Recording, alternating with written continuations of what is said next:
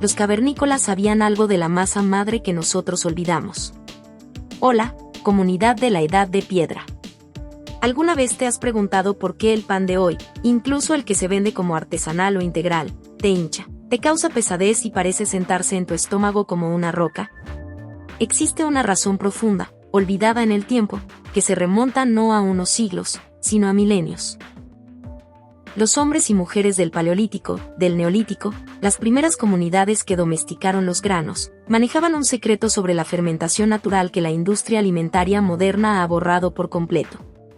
Y ese olvido es, en gran parte, responsable de que hoy millones de personas sufran de inflamación, sensibilidad al gluten y problemas digestivos que nuestros ancestros más lejanos simplemente no conocían.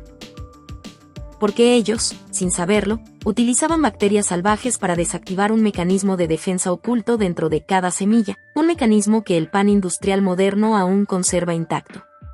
Este no es un video sobre modas dietéticas. Es un viaje a los orígenes mismos de nuestra relación con el alimento. La solución para tu salud intestinal no está en un laboratorio del siglo XXI. Ha estado esperándote, enterrada en el lodo de un asentamiento neolítico, en las piedras de moler del Mesolítico, en las cenizas de fogatas de hace 12.000 años. Imaginemos la escena. Europa, hacia el 10.000 AC, en la transición del Paleolítico al Mesolítico. Un pequeño grupo de cazadores-recolectores se reúne alrededor de una hoguera, no para azocar carne, sino para procesar algo que han recolectado meticulosamente, gramíneas silvestres, los antepasados del trigo y la cebada. Lo que están a punto de hacer no es hornear pan como lo entendemos, pero sí el precursor absoluto de todo. Y si alguien en ese grupo hubiese apresurado el proceso, si hubiese omitido un paso crucial por impaciencia, las consecuencias no serían una multa o una humillación pública. Serían la enfermedad, la desnutrición, en un mundo al límite de la supervivencia, posiblemente la muerte del clan. Porque en aquel entonces, el conocimiento de cómo procesar correctamente los granos y semillas no era una cuestión de gourmet, era una cuestión de vida o muerte. Entonces, ¿cuál era ese paso crucial que lo cambiaba todo? No era un ingrediente mágico, sino un colaborador invisible que los primeros humanos cultivaban sin saberlo: el tiempo. Mucho, mucho tiempo. El pan moderno más rápido se produce en 45 minutos. Los procesos de nuestros ancestros de la Edad de Piedra podían tomar días, incluso semanas. Y en ese tiempo perdido yace la clave de todo. Aquellos humanos no solo estaban haciendo comida. Estaban permitiendo que un ejército microscópico librara una batalla a favor de su digestión. Una batalla que hemos dejado de pelear. Para entender la magnitud de esto, primero debemos sumergirnos en la mente y el mundo de un habitante del Neolítico temprano. La vida ya no era solo cazar y recolectar. Empezaba a girar en torno a los primeros cultivos. Los granos almacenados representaban seguridad, la garantía de sobrevivir al invierno, a una mala temporada de caza. Pero esos granos, en su estado crudo y simplemente molidos, eran traicioneros. Podían causar dolor abdominal severo, diarrea y, lo más crítico, impedir que el cuerpo absorbiera minerales esenciales. Una comunidad que dependía de estos granos mal procesados era una comunidad débil, vulnerable, condenada a fracasar. La presión evolutiva, por tanto, no favorecía a los impacientes.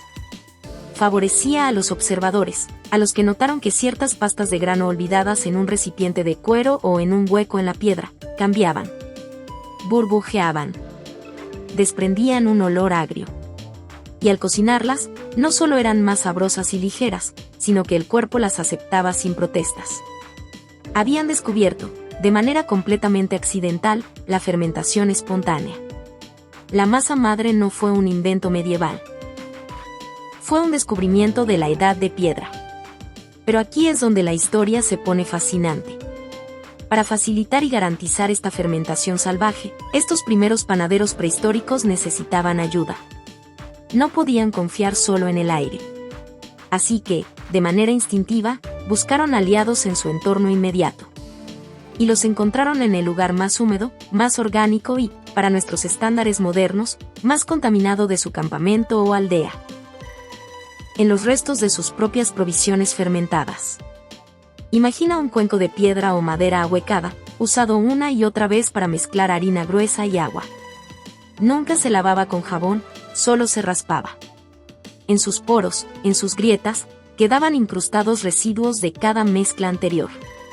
Esos residuos, cargados con levaduras y bacterias salvajes del ambiente, se convertían en un cultivo iniciador permanente. Ese cuenco no era solo un utensilio.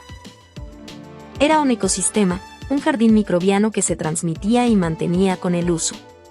O piensa en una bolsa de piel de animal donde se guardaba la harina. La humedad, el calor corporal residual y los microorganismos de la propia piel creaban el ambiente perfecto para que la fermentación comenzara incluso antes de la mezcla intencional. Los primeros humanos no iban a una cervecería a buscar espuma, como en la Edad Media. Su cervecería era su propio espacio de vida, su cocina al aire libre, su conjunto de herramientas porosas y nunca esterilizadas. Y dentro de ese ecosistema doméstico sucedía algo mágico y crucial.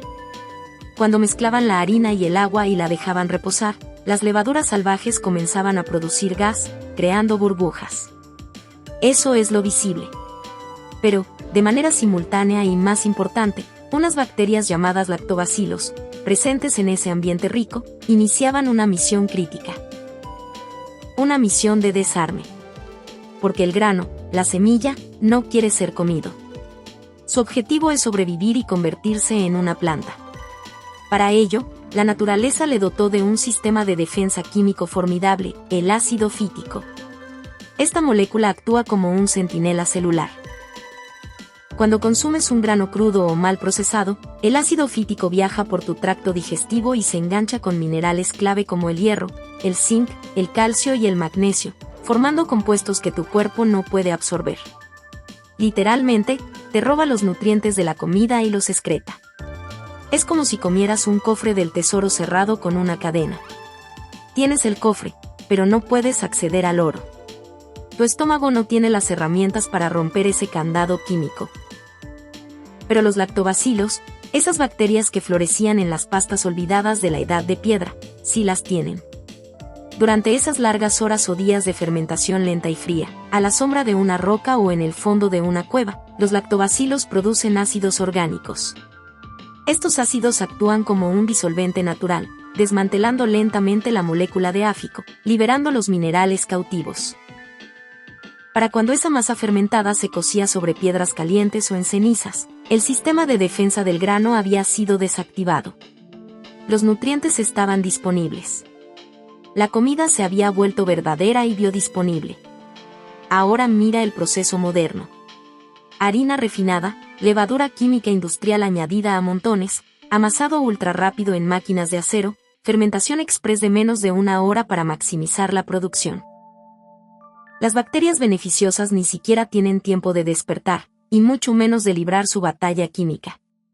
Así que cuando comes esa rebanada de pan blanco esponjoso o incluso ese pan integral de molde, el ácido fítico sigue ahí, activo, robándote minerales y pasando por tu intestino como un agente tóxico que tu cuerpo no sabe cómo procesar.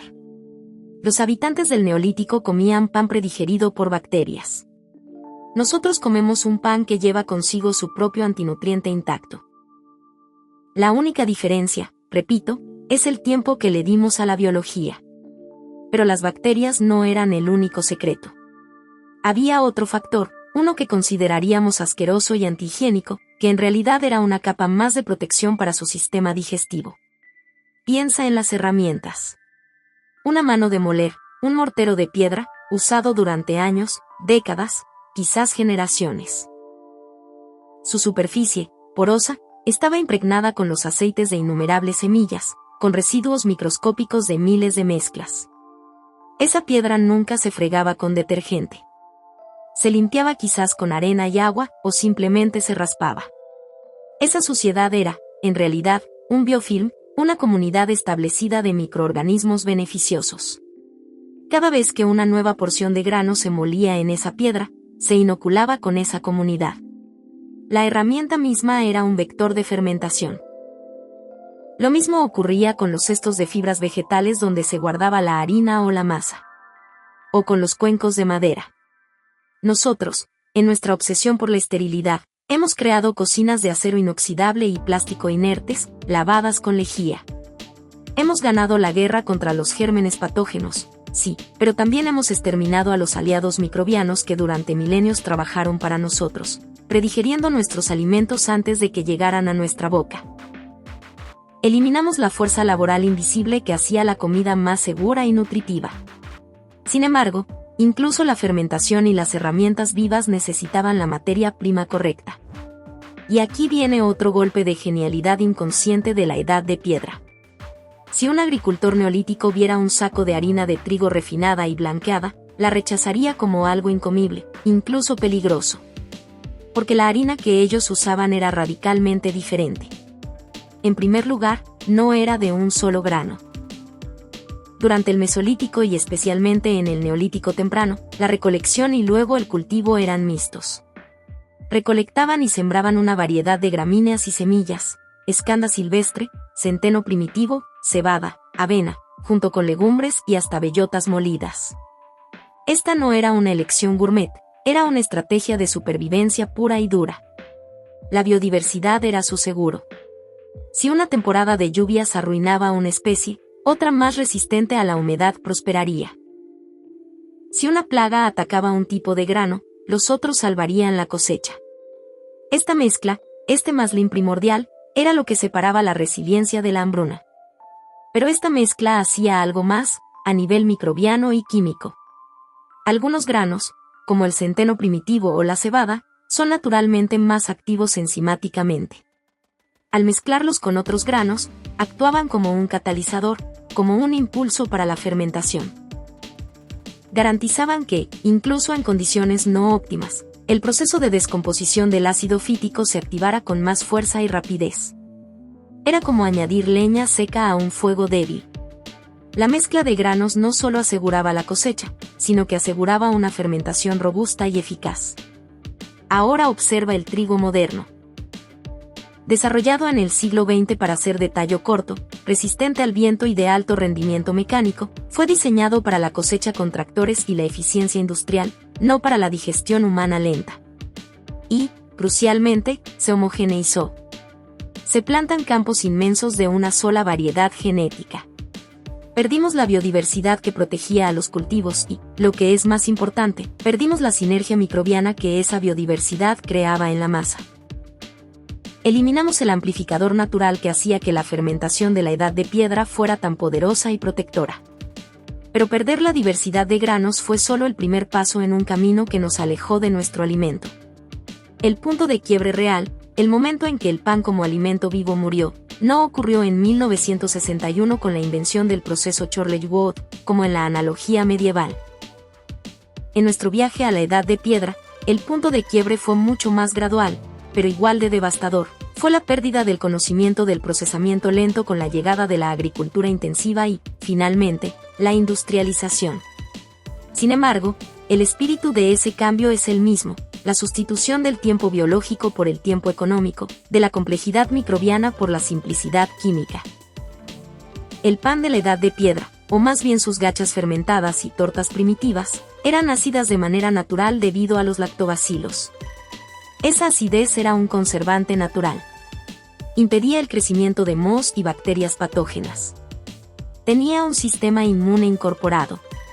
El pan industrial moderno, al no fermentar o fermentar en minutos, no desarrolla esa acidez protectora.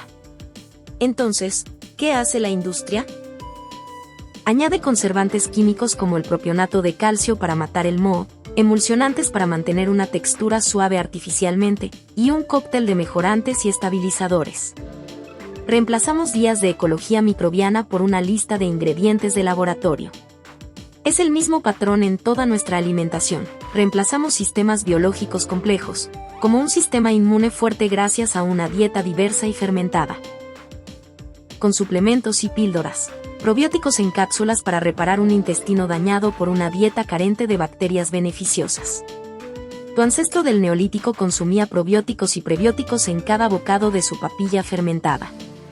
Tú compras probióticos en la farmacia para intentar arreglar los estragos causados por un alimento que, en su versión industrial, eliminó deliberadamente esos probióticos. Ahorramos tiempo, aumentamos la producción, pero desactivamos el valor nutritivo y digestivo del alimento. Y ahora, Mirando la epidemia de problemas intestinales, la inflamación crónica y las llamadas sensibilidades al gluten, debemos preguntarnos, ¿realmente valió la pena? Y la situación se vuelve más cínica. Porque la misma industria que nos vendió este pan rápido y desvitalizado ahora quiere vendernos, a precio de oro, la solución. Panes de masa madre artesanales, de cultivo lento, a $7 la barra. Ven que hay una tendencia hacia lo saludable, hacia lo ancestral. Ven que buscas pan que no te haga daño.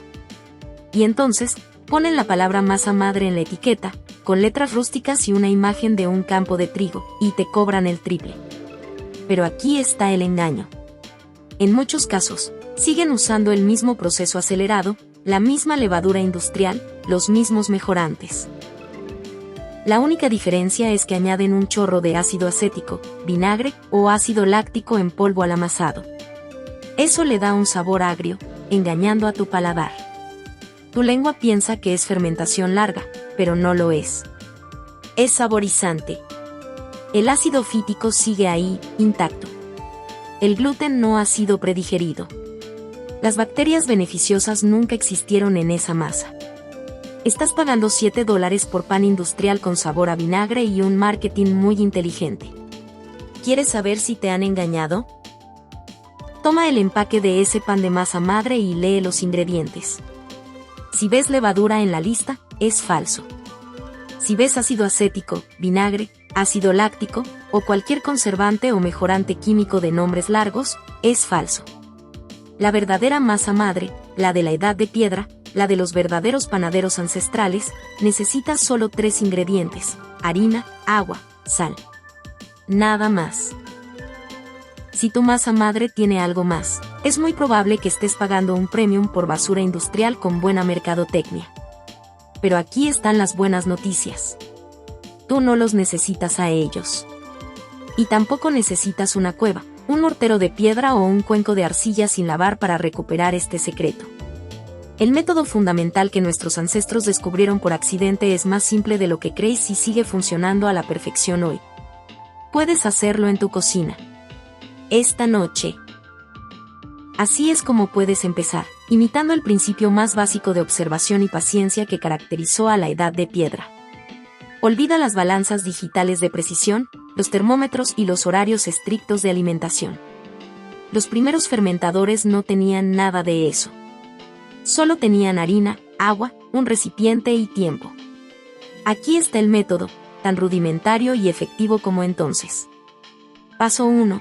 Consigue harina integral de centeno o de trigo integral, cuanto menos procesada, mejor. Mezcla una cantidad generosa de esta harina con agua en un bol, hasta formar una pasta espesa y homogénea, una bola de masa del tamaño de tu puño.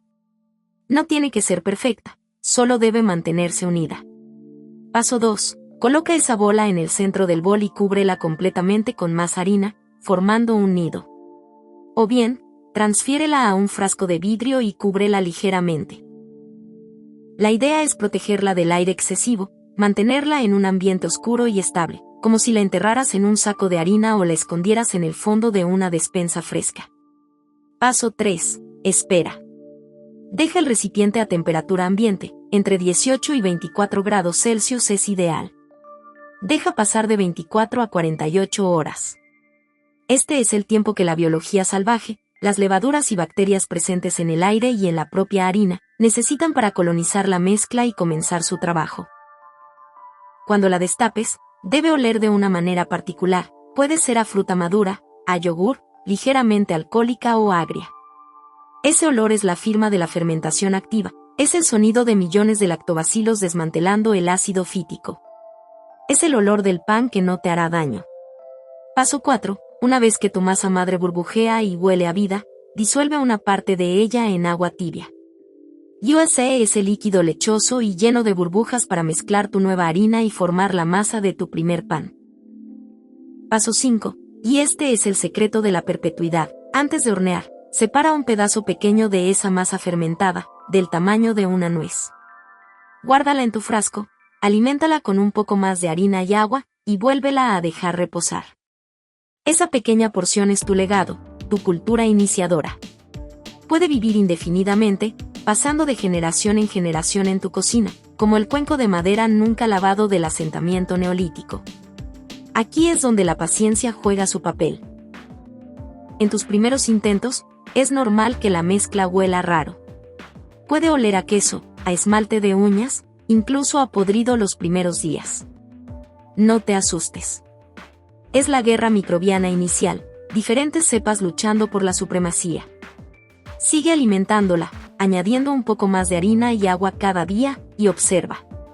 Entre el día 3 y el día 7, el olor debería transformarse, estabilizándose en ese aroma agrio y afrutado característico. Si después de una semana huele a podredumbre verdadera, como basura, deséchala y empieza de nuevo. Pero 9 de cada 10 veces, si usas harina integral y agua sin cloro, funcionará.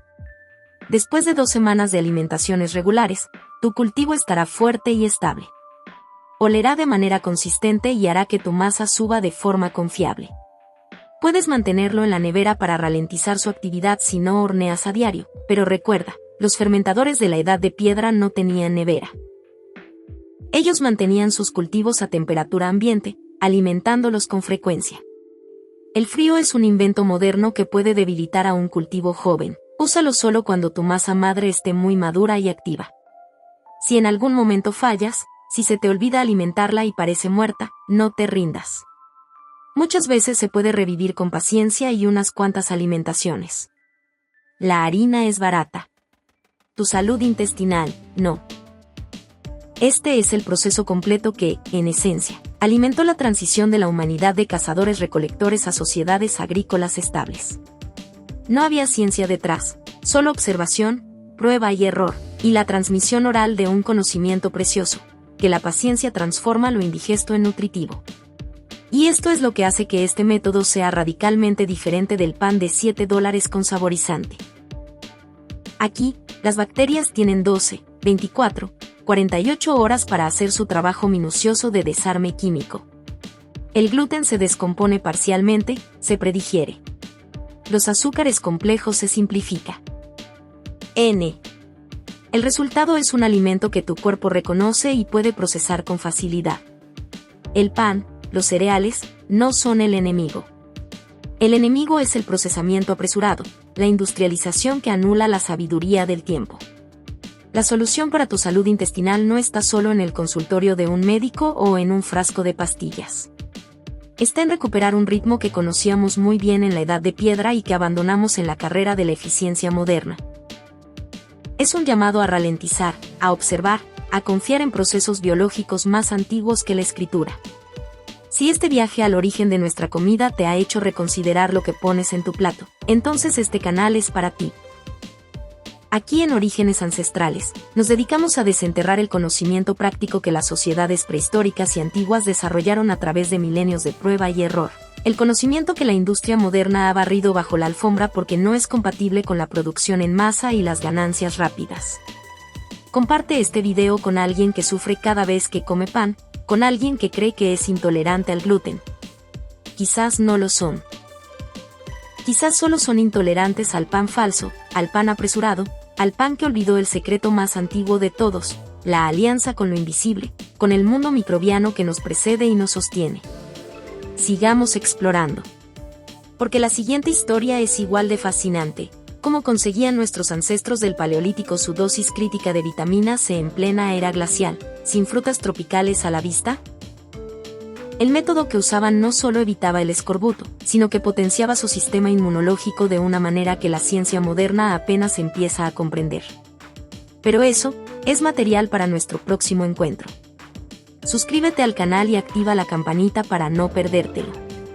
Por ahora, te invito a que des el primer paso. Esta noche, mezcla harina y agua. Y espera. Da a las bacterias, que han estado esperando en el aire desde la Edad de Piedra, la oportunidad de trabajar para ti una vez más. Hasta la próxima, en Orígenes Ancestrales. Parte 3 de 3, continuación y ampliación para alcanzar la extensión solicitada. Profundicemos en este fascinante mundo de la alimentación en la Edad de Piedra, porque el secreto de la fermentación no se limitaba solo a los granos. Nuestros ancestros aplicaban este principio de paciencia microbiana a una variedad de alimentos, creando un ecosistema intestinal robusto que es casi imposible de replicar con la dieta moderna esterilizada. Imagina las condiciones del Mesolítico, con asentamientos semipermanentes cerca de lagos o ríos. Los grupos humanos recolectaban bayas, frutos silvestres, raíces y nueces en abundancia durante el verano y el otoño. ¿Qué hacían con el exceso? Lo almacenaban en pozos forrados con pieles o en vasijas de barro primitivas enterradas en el suelo fresco. Allí, en la oscuridad y la humedad controlada, sucedía de nuevo la magia. Las bacterias ácido-lácticas, presentes en la superficie de las bayas y en el ambiente, comenzaban a fermentar los azúcares. Sin proponérselo, estaban creando los primeros encurtidos y chucrut silvestres. Este proceso no solo conservaba los alimentos para los meses escasos del invierno, sino que aumentaba dramáticamente su valor nutritivo. La vitamina C, tan frágil, se preservaba en el ambiente ácido. Las bacterias producían vitaminas del grupo B adicionales. Y, de nuevo, predigerían compuestos complejos, haciendo los nutrientes más biodisponibles.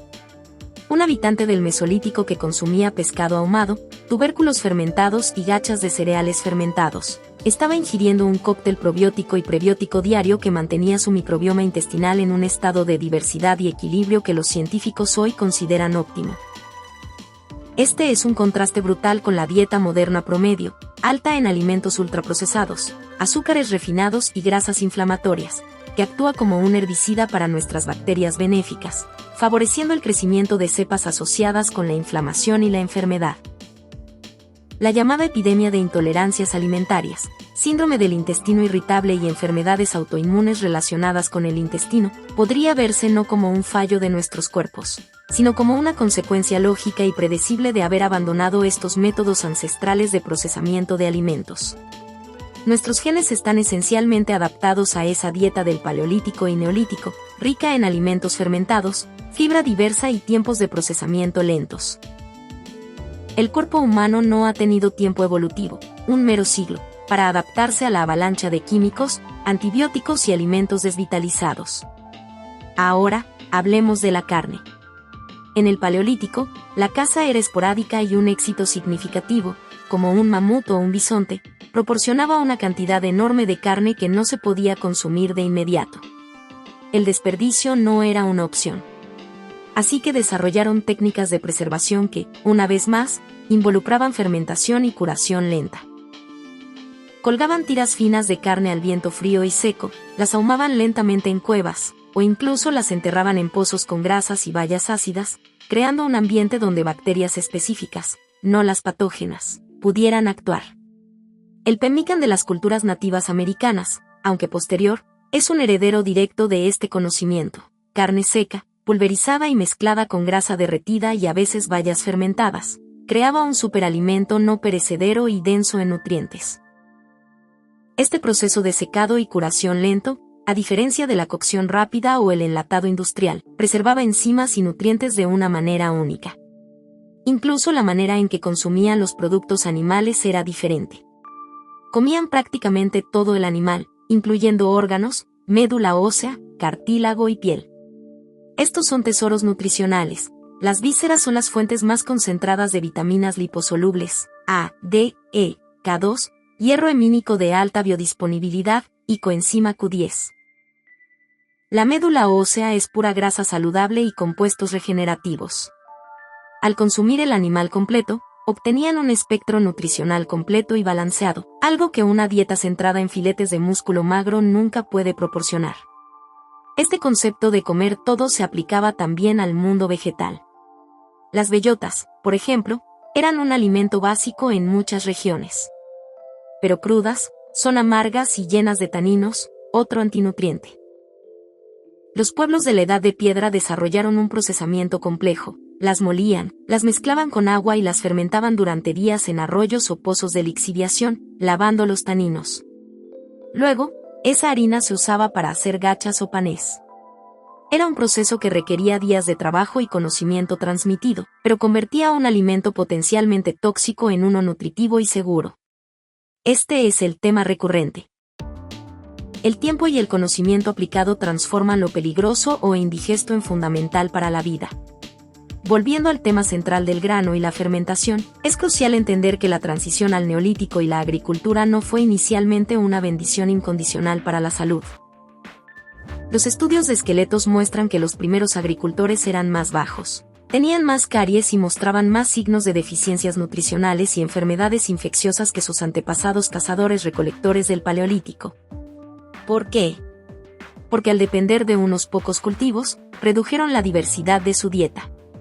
Y, en los inicios, es posible que no hubieran perfeccionado aún las técnicas de fermentación larga para los grandes volúmenes de grano que cultivaban.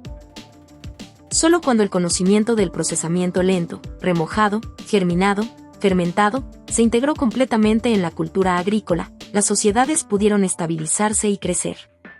El grano domesticado, sin el procesamiento ancestral, era una trampa. Con él, se convirtió en la base de civilizaciones. Esta lección es vital hoy. No es solo va a comer paleo o neolítico. Ese va a recuperar los principios.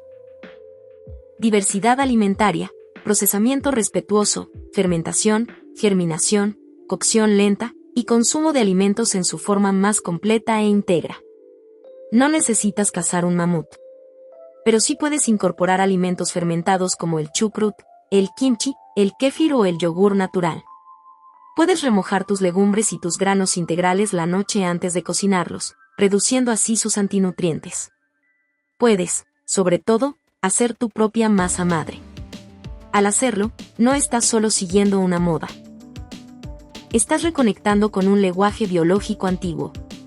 Estás cultivando en tu cocina el mismo ecosistema que una mujer neolítica cultivaba en su vasija de barro. Estás declarando que la comida no es solo combustible, es información, es ecología, es un pacto con los billones de seres que nos habitan y que determinan nuestra salud. Cada burbuja en tu frasco de masa madre es un eco de esas primeras burbujas observadas con curiosidad en una pasta olvidada, hace 10.000 años.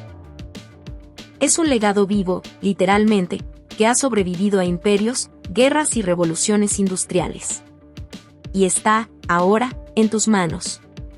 El canal Orígenes Ancestrales está aquí para guiarte en esta y otras reconexiones. En próximos videos exploraremos cómo los ritmos circadianos y los ciclos de sueño en la Edad de Piedra pueden curar nuestro insomnio moderno, como sus patrones de movimiento natural, agacharse, cargar, caminar largas distancias. Son el mejor entrenamiento físico posible, y cómo su manejo del frío y el calor puede reprogramar nuestro metabolismo. La sabiduría no está solo en el futuro con su alta tecnología. Una gran parte de ella, la más probada por el tiempo, yace en nuestro pasado más profundo, esperando a que la desenterremos y la apliquemos. Si crees que este conocimiento debe difundirse, que más gente debe entender por qué su cuerpo responde como lo hace y cómo darle lo que realmente necesita, comparte este video. Habla de él. Suscríbete al canal y únete a esta comunidad que está redescubriendo los fundamentos de una vida humana plena y saludable, basada no en dogmas, sino en la lógica implacable de la supervivencia y la prosperidad que nuestros ancestros escribieron en sus huesos y en sus tradiciones. La próxima vez que veas una barra de pan, pregúntate, ¿cuánto tiempo tuvo? ¿Tuvo el tiempo de la Edad de Piedra, el tiempo de transformarse con ayuda de lo invisible? ¿O fue solo un producto rápido, muerto, que promete alimentarte pero en realidad te está robando? Tú tienes el poder de elegir. Y ahora, sabes cómo. Gracias por acompañarme en este viaje al origen. Hasta la próxima, en la senda de los orígenes.